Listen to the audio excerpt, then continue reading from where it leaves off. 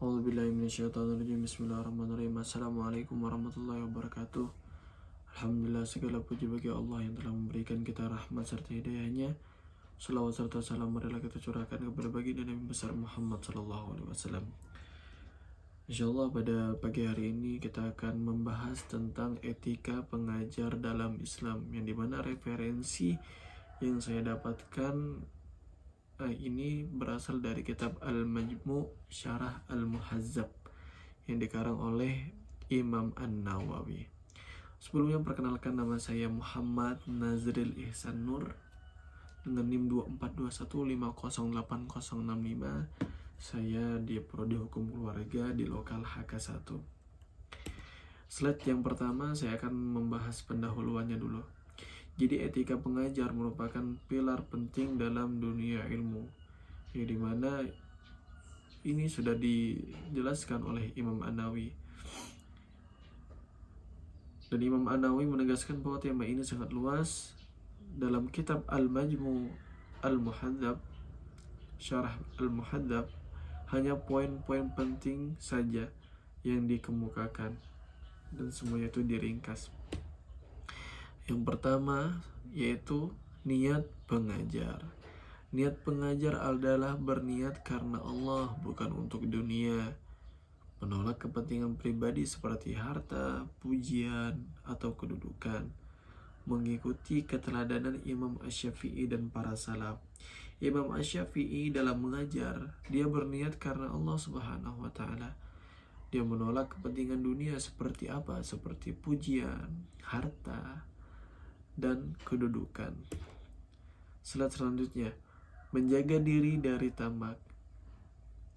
Tidak tamak terhadap simpati murid seperti hadiah, pelayanan, harta.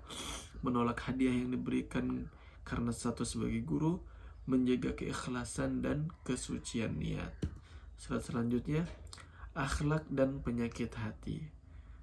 Kita harus menanamkan dalam diri kita ketika pengajar, ketika belajar atau mengajar, kita harus menanamkan dalam diri kita akhlak yang mulia.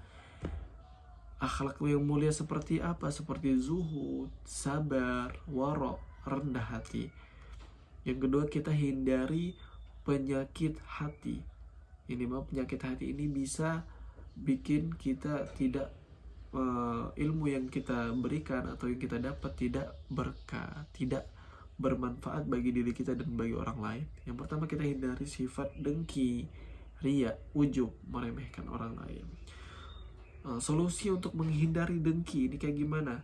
Yaitu mengenal hakikat dunia lebih dalam dan anugerah ilmu.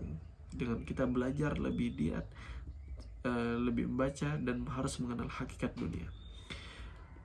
Karena apa? Karena hakikat dunia ini kita hanya sementara, dan akhirat kita akan selamanya. Itu hakikat, salah satu hakikat dunia.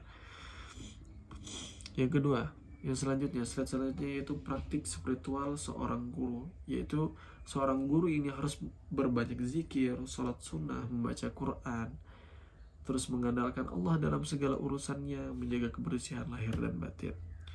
Selanjutnya, tawadu dan waspada dalam sikap. Yang dimana seorang guru dan seorang murid yang belajar, seorang guru yang mengajar, tidak boleh membawa ilmu kepada orang yang berkedudukan tinggi. Dan belajar, ketika belajar kita tidak boleh membawa ilmu kita.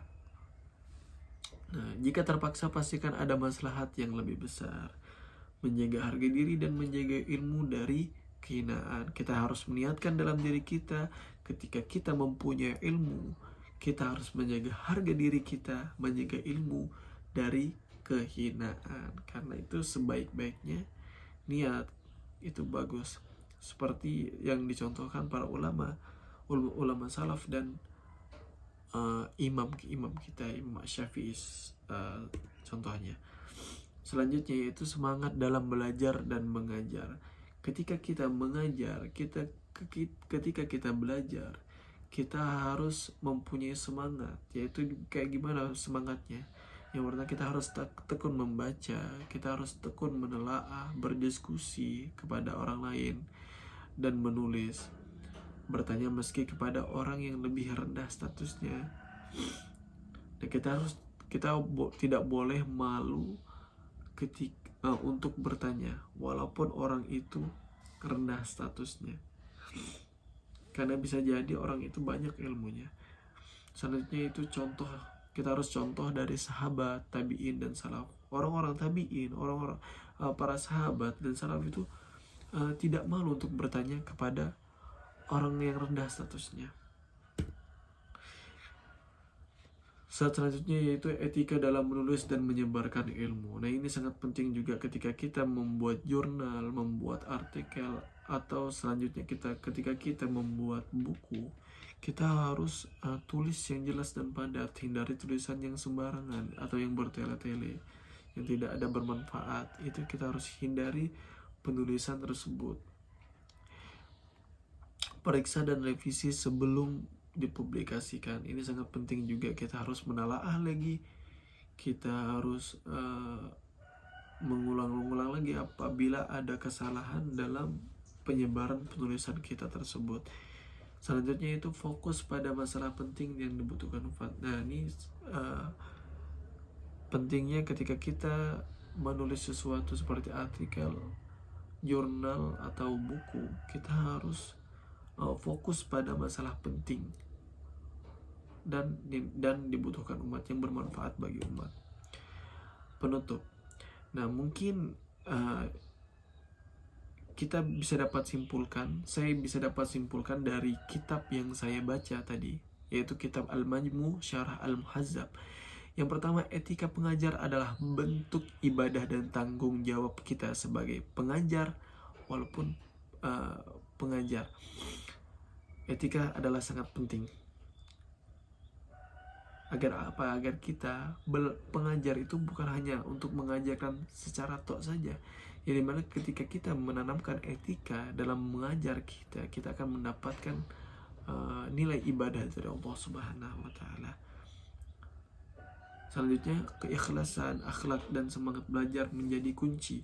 Menjadi kunci apa? Menjadi kunci kesuksesan kita dalam belajar dan mengajar.